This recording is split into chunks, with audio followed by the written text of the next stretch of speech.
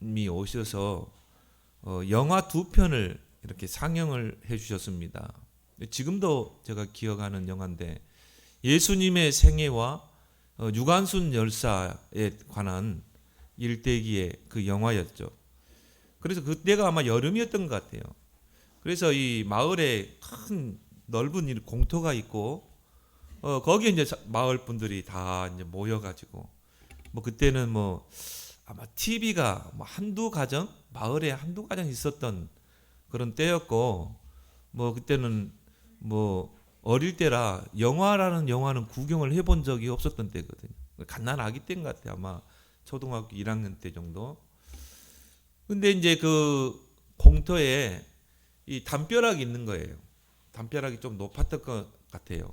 이제 거기에 이제 영사기를 돌려서 이 영화를 이렇게 보는데 그 예수님의 그 일대기에 대한 그 영화를 쭉 이렇게 상영을 하는데요.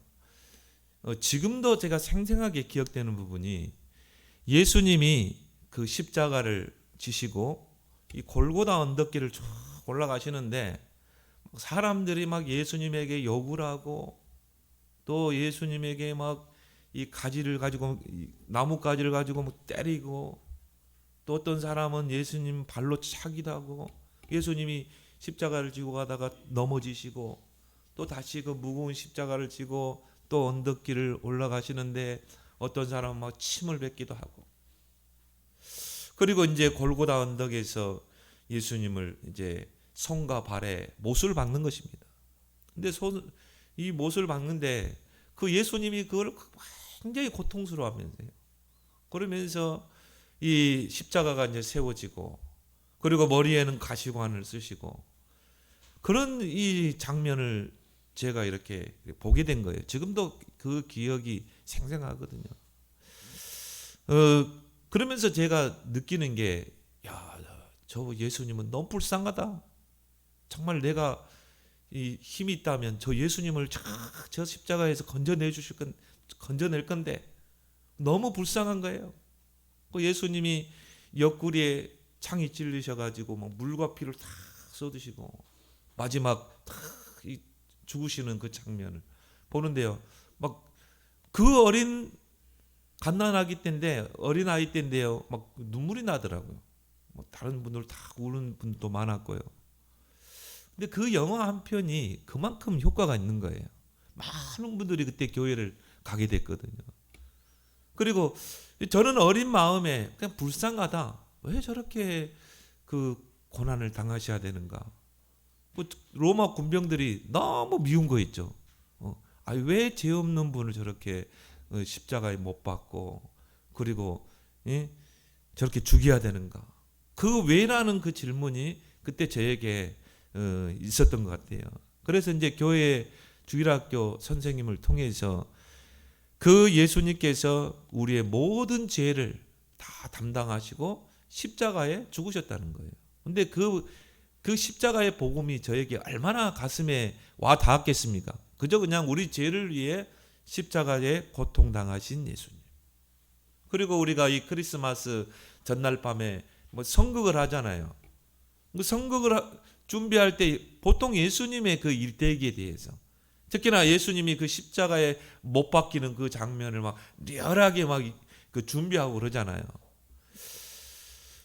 그런데 제가 20대 때 성경을 읽게 됐어요. 성경을 이제 깊이 있게 읽게 된 창세기부터 깊이 있게 읽게 된 계기가 뭐냐면은 제가 섬기던 그 담임 목사님이 이 설교를 하실 때 성경적으로 설교를 하셔요. 그래서 한 성경을 이 설교할 때도 이 성경 구절을 가지고 그걸 증명하시고 그리고 교인들에게 다 노트를 준비하게 해서 설교를 다 기록하게 해요. 특히나 성경 구절 다 기록하게 하더라고요. 저는 굉장히 은혜를 받았거든요. 그래, 성경을 성경으로 증명하니까 뭐 이거 반박할 수도 없는 부분이잖아요. 가장 명확한 것은 성경을 성경으로 증명해내는 것입니다. 그래서 이 성경이 이만큼 진리구나. 그때부터 제가 이제 전에는 그냥 구절구절 읽었지만은 그때부터 창세기부터 성경을 읽기 시작했어요. 그래서 창세기부터 성경을 쭉 읽어 나가는데 창세기부터 계시록까지 있잖아요. 제가 가장 감명 있게 읽었던 성경이 바로 레위기서입니다. 레위기서의 내용이 뭡니까? 피제사, 또 뭐 제사장, 이런 내용이잖아요. 그래서 처음에는 잘 이해가 안 됐어요. 짐승을 희생을 시키고 각을 뜨고 그 피를 제단불에 바르고 그런 부분들이 처음에는 잘 이해가 안 됐거든요. 이게 다 레위기서는 다 그런 내용이에요. 그래서 속죄제는 어떻게 드리고 속건제는 어떻게 드리고 또 뭐 숫소에 그 다리를 들고 그걸 흔들고 뭐 이런 부분, 또 어느 부분에서는 또 피를 몇 번 뿌리고. 그래서 처음에는 그런 부분이 참 이해가 안 됐지만은 제 성격이 그러거든요. 그런 부분이 있으면 좀 깊게 파고 들어가야 돼요. 그냥 넘어가는 성격이 아니거든요. 그래서 제가 여러 권의 그 관주 성경을 이제 주석이 되어 있는 그런 관주 성경을 사서 그 주석과 비교해 가면서 읽어 나간 것입니다. 그러면서 제가 굉장한 은혜를 받게 됐어요. 특히 레위기에서 제가 많은 은혜를 받게 됐습니다. 복음을 깨닫게 된 거예요. 아, 예수 그리스도 레위기서에 나오는 그 모든 피제사, 번제, 속죄제, 화목제, 속건제, 이런 모든 피제사, 희생제사, 이게 다 예수 그리스도를 이야기하고 있구나. 예수 그리스도의 복음을 설명하고 있구나. 그러면서 어릴 때 제가 그 영화를 보면서 예수님이 그 피 흘리시던 모습, 예수님이 십자가에서 다 이루었다 말씀하시고 운명하다, 그게 딱 이렇게 생각나는 거 있죠. 그래서 제가 그 레위기서를 계속 반복해서 읽으면서요, 많은 은혜를 받았어요. 어쩔 때는 막 눈물을 흘리기도 하고요. 밤을 새워서 그 레위기서 속에 숨겨진 그 복음, 그 보화를 캐내면서 야, 이미 그 수십 년 전에, 수백 년 전에 그 그리스도를 이야기하셨구나. 그 희생제사를 통해서 그 구원자를 설명하기 위해서 수많은 짐승들이 희생당했구나. 수많은 짐승들이. 거기서 뭐 그 구원에 대한 그 기쁨과 감사와 감격은요, 지금도 잊지를 못합니다. 그 레위기서에서는 그런 피제사, 희생제사에 대한 내용들이 많이 나옵니다. 특히나 그 피제사를 집도하는 그 직분이 바로 제사장입니다. 대제사장입니다. 그래서 오늘 본문에 이 대제사장에 대해서 언급을 하고 있죠. 첫 번째는 뭡니까? 아론의 반차를 따르는 그 대제사장. 반차라는 말은 계열을 말하죠. 아론 지파, 그 아론의 그 계열을 따르는 그 대제사장에 대해서 설명하고 있습니다. 우리 인간이 완전 멸망 상태에 빠져버린 사건이 있습니다. 이게 바로 창세기 3장 사건이에요. 창세기 3장 사건이라는 말은 창세기 3장에서 우리 인간의 모든 문제가 시작된 것입니다. 거기에서 우리 인간의 모든 근본 문제를 찾아야 돼요. 하나님의 형상으로 지음받은 그 인간이 그 뱀 속에 들어온 그 사탄, 하나님을 대적하고 타락한 그 사단이 뱀을 이용해서 인간을 미혹한 거예요. 하나님이 따먹지 말라고 한 그 선악과를 따먹도록 미혹한 것입니다. 불신앙을 집어넣은 거예요. 그렇게 해서 그 아담과 하와가 뱀의 그 미혹을 받고 하나님이 금하신 그 선악과를 따먹는 그 불순종의 죄를 범하게 된 것입니다. 그게 죄의 근본이에요. 우리가 뭐 거짓말하고 살인하고 그것도 물론 죄죠. 그렇지만 그거는 내 행위로 짓는 죄이기 때문에 자범죄라고 그렇습니다. 그거는 지옥 갈 죄가 아니거든요. 멸망받을 죄가 아니거든요. 그 이전에 근본적인 죄가 있습니다. 원죄가 있습니다. 영어 성경에 오리지널 죄, 진짜 죄. 이게 불순종의 죄예요. 하나님이 금하신 그 선악과를 따먹은 죄. 하나님이 동산에 있는 모든 실과는 먹되 선악을 알게 하는 실과는 먹지 말라. 먹나래는 정령 죽으리라. 반드시 죽으리라. 근데 뱀 속에 들어간 그 사단의 미혹을 받았어. 하나님이 금하신 그 선악과를 따먹는 죄를 범한 것입니다. 바로 그 불순종의 죄를 원죄라고 그래요. 다른 말로 하나님과 맺은 그 언약을 파기시켜버린 것입니다. 언약이란 말은 뭡니까? 히브리어 말로 베리트란 말이죠. 네가 이 하나님과의 언약을 쪼개면, 언약을 어기면 짐승이 쪼개지는 것처럼 하나님과 너 사이가 쪼개진다는 것입니다. 이게 언약이거든요. 하나님과 아담과 하와가 맺은 언약이 뭡니까? 선악과 언약이거든요. 선악을 알게 하는 실과를 먹지 말라. 반드시 죽으려. 이건 언약이거든요. 바로 하나님의 말씀의 약속이거든요. 그러면 그 언약을 우리가 지켜야 되겠죠. 근데 그 언약을 깨버린 것입니다. 그때부터 죄가 들어오게 된 것입니다. 죄로 말미암아 사망이 오게 된 것입니다. 사망이 왕노를 하게 된 것입니다. 로마서 3장 23절에 모든 사람이 죄를 범하였음에 하나님의 영광에 이르지 못한다. 모든 사람이 다 원죄 아래 태어나는 거예요. 모든 아담의 후손은 다 원죄 아래 태어나는 것입니다. 죄가 왕노를 합니다. 그리고 히브리서 9장 20절에 한 번 죽는 것은 사람에게 정해져 있고 그 후에는 심판이 오라. 그 죄로 말미암아 사망이 오게 되죠. 그 죽음으로 끝납니까? 영원한 심판을 받게 됩니다. 영원한 사망, 지옥의 불못에 떨어지게 되는 것입니다. 그래서 하나님께서 바로 복음을 주셨어요. 창세기 3장 15절 여자의 후손이 뱀의 머리를 상하게 할 것이다. 장차 하나님이 구원자를 보내실 것이다. 너희를 죄에서 구원하실 구원자를 보낼 것이다. 그 구원자는 여자의 후손으로 올 것이다. 뭘 말하죠? 성육신을 말하죠. 구원자가 이 땅에 인간의 몸을 입고 오신다는 것입니다. 바로 이사야 7장 14절에 처녀가 잉태하여 아들을 낳을 것이요 그 이름을 임마누엘. 다른 말로 하나님이 죄인들을 죄에서 구원하시기 위해서 인간의 몸을 입고 여자의 후손으로 이 땅에 오신다는 것입니다. 그래서 뱀의 머리를 상하게 할 것이다.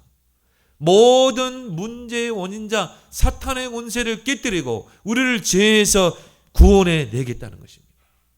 원시복음이라고 그러죠. 그리고 창세기 3장 21절에 가죽옷을 지어 입히니라. 범죄한 아담과 하와에게 가죽옷을 지어 입히니라. 가죽옷을 지어 입히려면 짐승이 필요하죠. 어린 양이 희생을 당해야 돼요. 피를 흘려야 돼요. 그리고 그 어린 양의 그 가죽옷을 벗겨서 아담과 하와에게 입힌 것입니다. 뭘 상징합니까? 장차 예수 그리스도께서 이 땅에 어린 양으로 오셔서 십자가에 피 흘리시고 죽으신다 이 말이죠.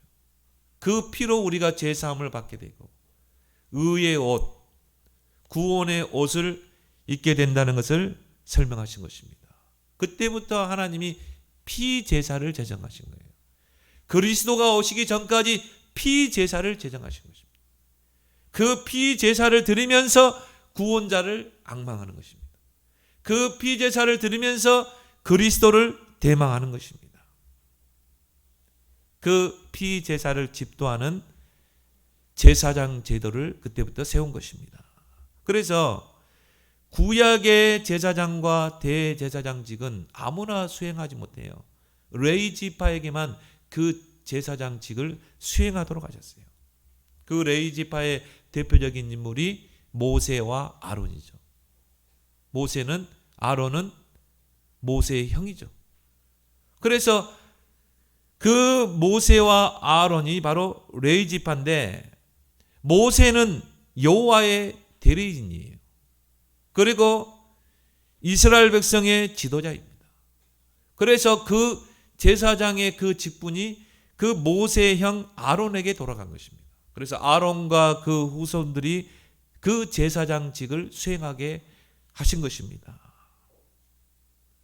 그래서 이 제사장들 중에 한 명을 선정해서 대제사장직을 수행케 하신 것이죠. 오늘 4절에 보면은 5장 4절에 이 종기는 아무나 스스로 취하지 못하고 오직 아론과 같이 하나님의 부르심을 받은 자라야 할 것이니라.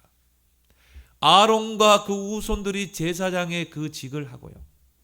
뭐 제사장 직은 여러 가지가 있죠. 그리고 성소를 청결케 하고, 그리고 성소에 들어가서 떡을 진상하고, 등대에 불을 켜고, 또 기름을 넣고, 향을 피우고, 이게 다 제사장이 하는 일입니다. 그리고 번제단에서 희생 제사를 드리고, 그 피를 이제 제단에 뿌리고, 그게 다 속죄하는 일이거든요. 그게 제사장의 일이에요. 그 중에 대제사장을 이제 세웁니다. 그래서 대제사장의 역할은 뭡니까? 죄인들을 위해서 여호와께 속죄 제물을 드림으로 하나님과 화목하게 하는 그런 역할을 했어요. 그래서 오늘 1절에 말합니다. 대제사장마다 사람 가운데서 택한 자이므로 하나님께 속한 일에 사람을 위하여 예물과 속죄하는 제사를 드리게 하나니. 그러면 구약시대 때 얼마나 많은 짐승들이 희생을 당했겠어요. 숫소, 또 염소, 양, 가난한 사람들은 비둘기. 구약시대에는요, 내가 부지 중에 죄를 지으면 어떻게 합니까? 희생 제물을 가지고 성소로, 그 성전으로 가요. 그러면 제사장이 그 제물을 확인합니다. 부정한 게 없는지, 또 흠이 없는지, 털을 불어가면서, 입으로 후 불어가면서 부정한 짐승이 아닌 그런 정결한 짐승을 이제 이 희생을 시키죠. 먼저 그 희생 제물에게 내 죄를 전가시켜요. 내가 이런 죄를 지었습니다. 죄를 전가시키면 내 죄가 이 어린 양에게 전가되는 것입니다. 또 희생 제물에게 전달되죠. 그러면 이제 제사장이 이 칼을 가지고 이 희생 제물의 심장을 찌릅니다. 피를 쏟겠죠. 그 피를 양푼에 받습니다. 그리고 그 짐승을 각을 떠요. 그리고 이제 각을 떠서 번제단에 올리는 것입니다. 그리고 그걸 태워서 하나님께 드립니다. 그리고 그 희생의 피는 제단에 뿌리는 것입니다. 그렇게 해서 죄가 정결케 되세요. 그런데 나는 가난한 사람이다. 비둘기를 희생 제물로. 그렇게 해서, 그러면 여러분이 하루에 죄 한 번 짓습니까? 한두 번 지어요? 수많은 짐승들이 희생당했겠죠. 근데 여러분이 마음으로 짓는 죄, 생각으로 짓는 죄, 행실로 짓는 죄 어마어마할 거예요, 아마. 그 다 여러분이 제단에 가서 희생 제물을 통해 속죄할 수 있어요? 없는 거예요. 그래서 1년에 한 번 대속죄일을 지정해서 한꺼번에 몽땅 죄를 다 속죄함을 받는 것입니다. 이게 대속죄일이거든요. 이 대속죄일을 담당하는 그 직책이 바로 대제사장인 것입니다. 그래서 대제사장을 세워서 그 속죄일에 한꺼번에 일시에 모든 죄, 백성들의 죄, 모든 이스라엘의 모든 죄를 다 속죄하는 것입니다. 그래서 속죄일에 대제사장은 먼저 백성들의 속죄를 위한 그 희생 제물의 피를 가지고 이제 성소를 지나서 지성소로 들어갑니다. 그 지성소에 들어가서 그 속죄의 피를 뿌립니다. 그렇게 해서 1년 동안 백성들이 짓는 모든 죄, 또 이스라엘이 짓는 모든 죄를 속죄하고 나옵니다. 그리고 두 번째 희생 제물의 그 피를 가지고 또 지성소로 들어갑니다. 이번에는 뭡니까? 대제사장 자신. 왜요? 인간이 세운 대제사장은 죄가 없습니까? 있죠. 그 자신을 위해서도 속죄를 해야 돼요. 자신을 위한 그 속죄의 피를 가지고 지성소에 들어갑니다. 속죄소 위에 7번 피를 뿌립니다. 그리고 자신을 위한 속죄를 하는 것입니다. 오늘 2절 3절에 그가 무식하고 미혹된 자를 능히 용납할 수 있는 것은 자기도 연약에 휩싸여 있습니다. 자신도 연약해요. 대제사장도 완벽할 수 없습니다. 자신을 위해 그 속죄 제사를 드려야 돼요. 희생 제사를 드려야 돼요. 그러므로 백성을 위하여 속죄제를 드림과 같이 또한 자신을 위하여도 드리는 것이 마땅하니라. 자신을 위해서도 이 희생 제물을 드려야 되는 것입니다. 그리고 대속죄일에 중요한 한 가지 일이 있습니다. 이 백성들의 죄를 구별된 염소의 머리에 정가를 시킵니다. 그 이스라엘 백성의 모든 죄를 그 염소에게 정가를 시키고 그 염소를 광야로 내보냅니다. 그게 이제 아사셀 염소라고 그러죠. 아사셀 염소. 광야로 내보내서 그 염소는 모든 백성들의 죄를 짊어지고 광야로 가는 거예요. 그렇게 해서 이제 광야에서 헤매다가 죽는 것입니다. 그게 아사셀 염소라는 것입니다. 그걸 통해 뭘 이야기하고 있죠? 세상 죄를 다 짊어지고 그 골고다에 오르시고 십자가에 못 박히실 희생당하실 예수 그리스도를 상징하고 있는 줄 믿습니다. 이게 대속죄일이거든요. 이러한 구약의 피제사는 영원한 속죄를 이루지 못해요. 그래서 영원한 속죄를 이루실 구원자를 고대하게 하는 것입니다. 그래서 두 번째로 뭡니까? 멜기세덱의 반차를 따르는 대제사장이 이 땅에 오신 것입니다. 오늘 10절에 말씀하고 있습니다. 하나님께 멜기세덱의 반차를 따른 대제사장이라 칭하심을 받으셨느니라. 바로 누구죠? 예수 그리스도인 줄 믿습니다. 예수 그리스도는 아론의 그 반차, 그 계율을 따르는 대제사장이 아니라 멜기세덱의 반차를 따르는 대제사장. 여러분이 히브리서가 좀 어려울 수 있어요. 그렇지만 여러분이 귀를 쫑긋하고 여러분이 기도하면서 말씀을 받으면 그 속에 은혜의 보화가 있는 줄 믿습니다. 자, 창세기 14장에 보면 멜기세덱 대제사장이 나옵니다. 그 롯이 소돔 땅에 포로로 잡혔을 때 그때 아브라함이 가병 318명을 거느리고 가서 그 연합군을 치고 거기서 롯과 가족들을 구출해 가지고 오죠. 그때 멜기세덱 대제사장이 포도주와 떡을 가지고 와서 아브라함을 맞이합니다. 그리고 아브라함을 축복하죠. 아브라함은 그 멜기세덱 대제사장에게 11조를 드립니다. 근데 창세기 14장 18절에 보면 이 멜기세덱 대제사장을 뭐라고 이야기했냐면 그는 지극히 높으신 하나님의 제사장이라고 그랬어요. 지극히 높은 하나님의 제사장. 그래서 멜기세덱이란 말이 의의 왕이란 뜻이에요. 그런데 히브리서에 보면은 살렘 왕이라고 그랬어요. 여기 창세기 14장에 보니까 살렘 왕이라. 살렘이라면은 예루살렘 왕, 또 샬롬, 평강의 왕이란 뜻이죠. 그런데 이 멜기세덱 대제사장은 신비에 쌓인 인물이에요. 왜냐하면은 이 멜기세덱 대제사장이 어떤 인물인지, 어디에서 온 인물인지 성경은 언급하고 있지 않습니다. 그래서 이 멜기세덱에 대해서는 히브리서 7장 3절에 나왔지만 탄생에 대해서도 이분이 어느 지파 계열에서 탄생했는지, 이분의 부모도 없어요. 족보도 없고 죽음에 대한 기록이 전혀 없어요. 오늘 그래서 히브리서 7장 3절 한번 봅시다. 2절에 보니까 아브라함이 모든 것의 10분의 1을 그에게 나누어 주니라. 그 이름을 해석하면 먼저는 의의 왕이요.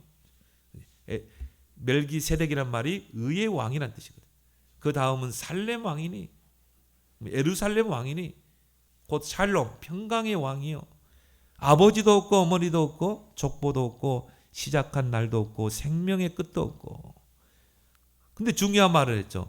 하나님의 아들과 닮아서 항상 제사장으로 있느니라. 하나님의 아들 누굽니까? 예수 그리스도를 닮아서 항상 제사장으로 있는 분이다. 대제사장은 딱 1년에 한 번 하거든요. 제비 뽑아서. 근데 항상 있는 제사장이니라. 근데 그 멜기세덱 대제사장이 아브라함을 맞이할 때 포도주와 떡을 드렸거든요. 포도주와 떡은 뭘 우리가 생각하게 합니까? 바로 예수님이 제자들과 십자가 못 박히기 전에 성찬식을 하셨죠. 6월절 예식을 하시잖아요. 그때 포도주와 떡을 떼서 주잖아요. 포도주는 예수 그리스도의 십자가의 희생을 의미하죠. 떡은 뭘 말합니까? 그 예수 그리스도를 통해 우리가 새 생명을 얻었다는 거 아니겠습니까? 포도주와 떡을 아브라함에게 준 것입니다. 그래서 어떤 또 많은 신학자들은 그 멜기세덱은 바로 예수님의 현현이다. 예수님께서 그 멜기세덱의 모습으로 아브라함에게 현현하셨다. 이렇게 풀이하신 분들도 계십니다. 그렇지만 중요한 것은 그 멜기세덱에 대해서는 성경에서 그렇게 밝히 드러내지 않고 있다는 것입니다. 저 역시도 아마 예수님이 그때 하나님의 영원한 제사장으로 아브라함에게 현현하지 않았겠는가? 왜? 성경은 모든 사건 속에서, 인물 속에서 누구를 계시해요? 그리스도를 계시했거든요. 방주를 통해 그리스도를 계시했어요. 6월절 피 사건을 통해 그리스도를 계시했어요. 충분히 이 아브라함 앞에 나왔던 축복했던 그 멜기세덱 대제사장을 통해서 하나님께서 그 구원자 그리스도를 계시하신 줄 믿습니다. 근데 중요한 것은 뭡니까? 예수님께서 이 아론 계열의 제사장이 아닌 멜기세덱의 그 반차를 쫓는 대제사장으로 오신 것입니다. 그럼 멜기세덱의 그 계열이라는 거죠. 아론의 계열이 아니라. 그러면 곧 멜기세덱은 하나님의 제사장이라는 것입니다. 여기에서 예수 그리스도의 우월성을 증명하고 있는 것이죠. 그 부분이 이제 히브리서 7장에 구체적으로 설명하고 있습니다. 예수님 자신이 직접 희생 제물이 되신 거예요. 예수님 자신이 속죄 제물이 되신 것입니다. 그리고 대제사장의 직분을 감당하신 거예요. 십자가에서 단번에 속죄일에 대속죄일에 일시에 단번에 1년 동안 짓는 모든 죄를 다 속죄하잖아요. 예수 그리스도께서 십자가에서 단번에 속죄 제물이 되심으로 영원한 속죄를 이루신 줄 믿습니다. 그래서 예수님이 마지막 십자가에서 다 이루었다. 영원한 속죄를 이루었다. 영원한 구원을 이루었다. 히브리서 9장 12절에 오직 자기의 피로 영원한 속죄를 이루사 단번에 성소에 들어가셨느니라. 예수 그리스도는 영원한 대제사장, 영원한 구원자, 영원한 중보자인 줄 믿습니다. 그래서 5장 9절에 말씀하고 있습니다. 온전하게 되셨으니 자기에게 순종하는 모든 자에게 영원한 구원의 근원이 되시고 영원한 대제사장, 영원한 구원자가 되셨다는 것입니다. 여러분이 여기에서 이제 그리스도로 내 인생의 모든 문제를 끝내길 바랍니다. 이번에 선교사 합숙에서 1강이죠. 그리스도로 끝내야 된다. 거기에서 시작해야 된다. 그러하면 다 틀리게 돼 있어요. 여러분이 그리스도로 끝 안 냈다. 광야에서 방황하게 돼 있어요. 이스라엘 백성 보세요. 문제 만나고 어려움 만나면요. 하나님 원망하고 불평하고 불신앙하고. 왜 그렇습니까? 6월절 어린 양에서 끝내야 되거든요. 그리스도로 끝내야 되거든요. 그래 않으면 광야 신앙생활이 힘들어요. 고달퍼요. 그 십자가에서 우리의 신앙이 시작돼야 돼요. 모든 게 시작돼야 돼요. 여러분 끝내길 바랍니다. 마지막으로 그러면 우리가 세 번째로 뭡니까? 그리스도의 반차를 따르는 만인 제사장. 저와 여러분들은 만인 제사장입니다. 왕 같은 제사장입니다. 누구의 반차를 따르는? 그리스도의 반차를 따르는 만인 제사장. 그래서 베드로전서 2장 9절에 보니까 왕 같은 제사장이라. 그 말은 왕의 통치권을 가진 제사장. 왕적인 그 통치권을 가지고 여러분이 이제 중재자의 역할을 할 수 있다 이 말이죠. 제사장의 역할. 출애굽기 19장 5절 6절에 보니까 세계가 다 내게 속하였나니 너희가 내 말을 잘 듣고 내 언약을 지키면 너희가 내게 대하여 제사장 나라가 되며 거룩한 백성이 되리라. 너희가 내 하나님의 말씀을 듣고 하나님의 언약을 잘 지켜 행하면 내가 너희를 제사장 나라가 되게 하겠다. 제사장 나라는 어떤 나라입니까?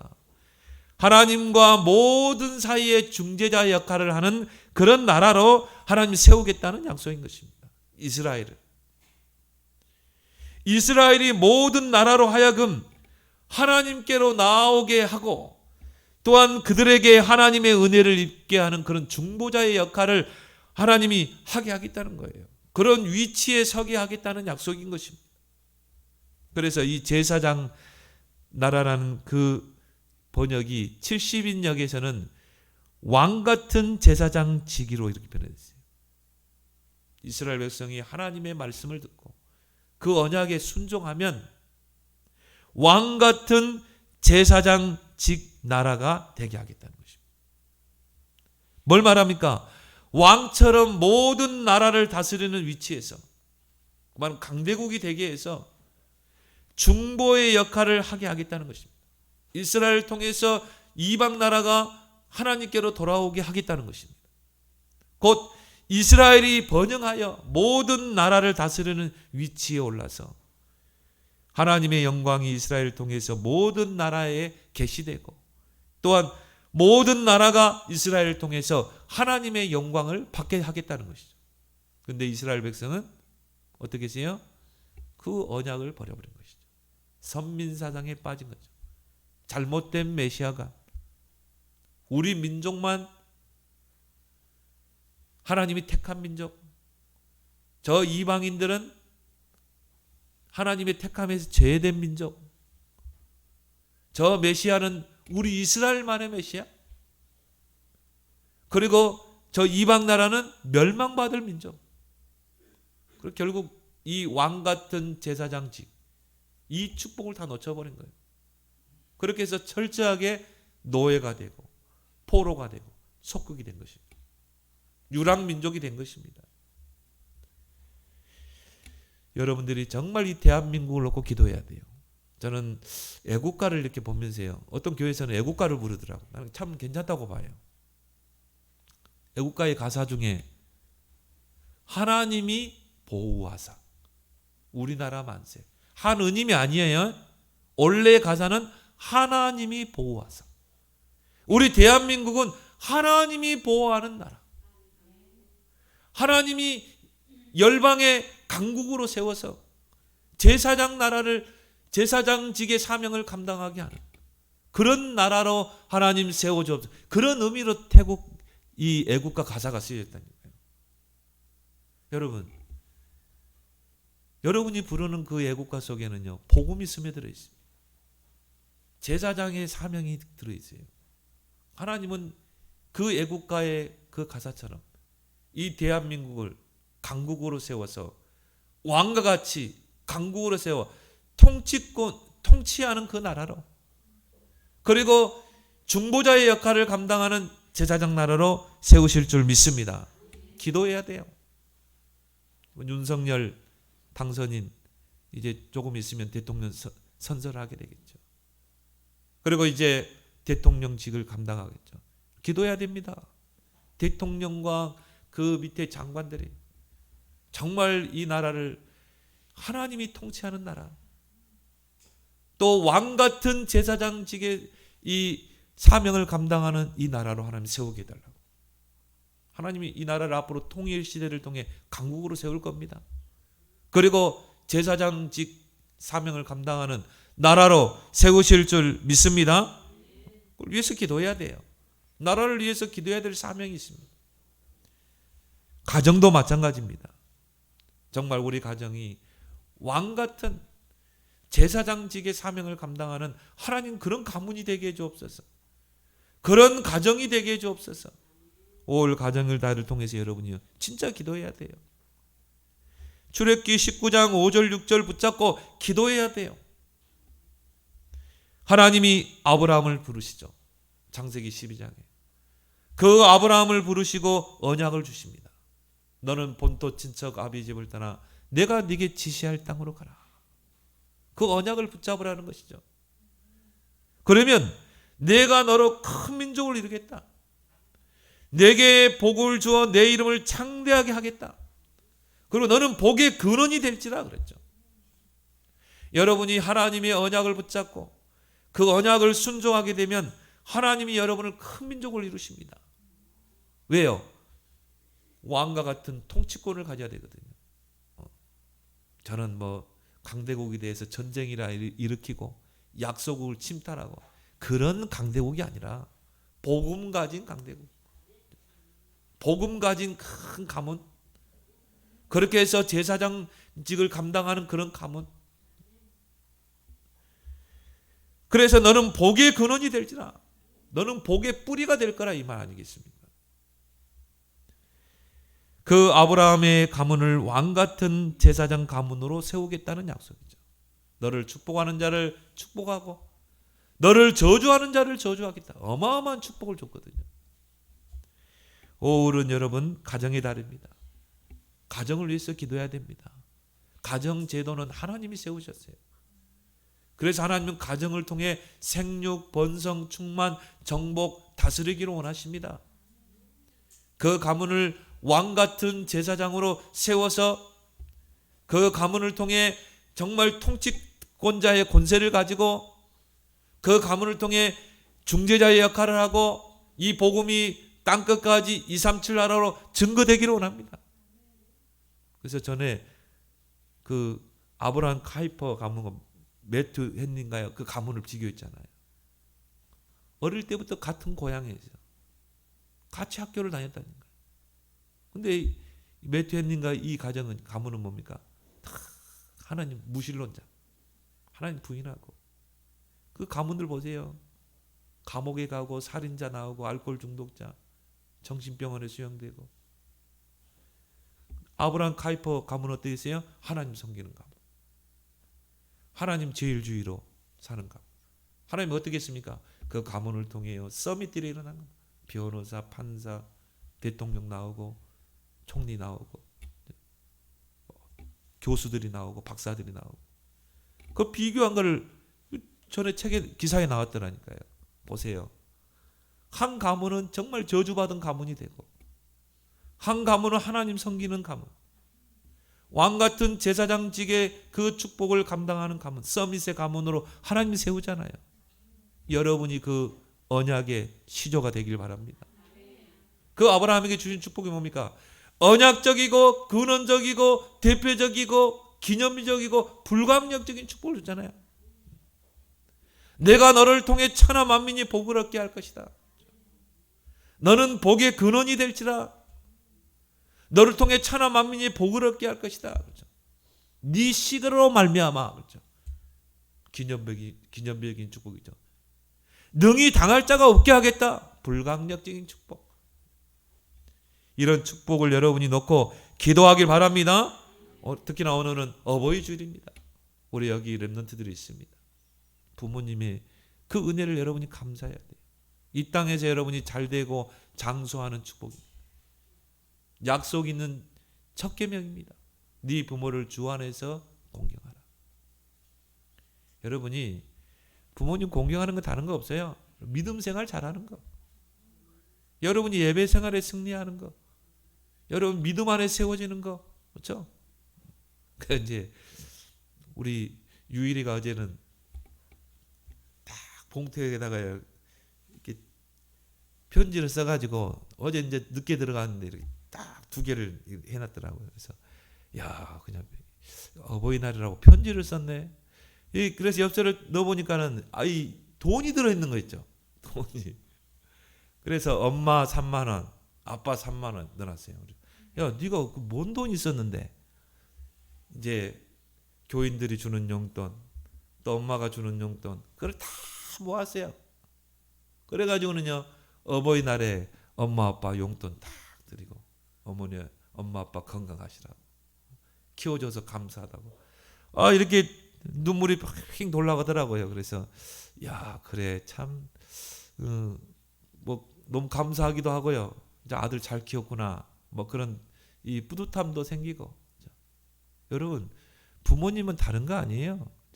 그 한 행동에 부모님은 감동을 받습니다.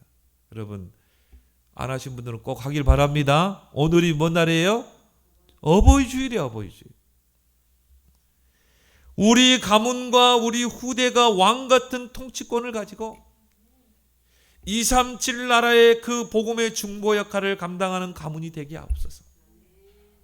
우리 후대들이 서밋의 자리에 서서 237 나라를 복음으로 살리는 주역이 되도록, 특히 5월 가정의 달 집중 기도하는 여러분 되기를 예수 그리스도로 축원합니다. 기도하겠습니다. 하나님 아버지, 은혜를 감사합니다. 멜기세덱의 반차를 따르는 대제사장으로 이 땅에 오신 예수 그리스도께서 십자가의 속죄 그 의식 제사를 통해서 영원한 속죄, 영원한 구원자, 영원한 중보자이심을 감사드립니다. 이제 우리를 그리스도를 따르는 그런 만인 제사장, 왕같은 제사장으로 우리를 부르셨사오니 왕적인 통치권을 가지고 서밋의 자리에 서서 237 나라를 복음으로 중재하는 그런 제사장 가문으로 후대로 하나님 세워 주옵소서. 예수님의 이름으로 축복하며 기도합나이다.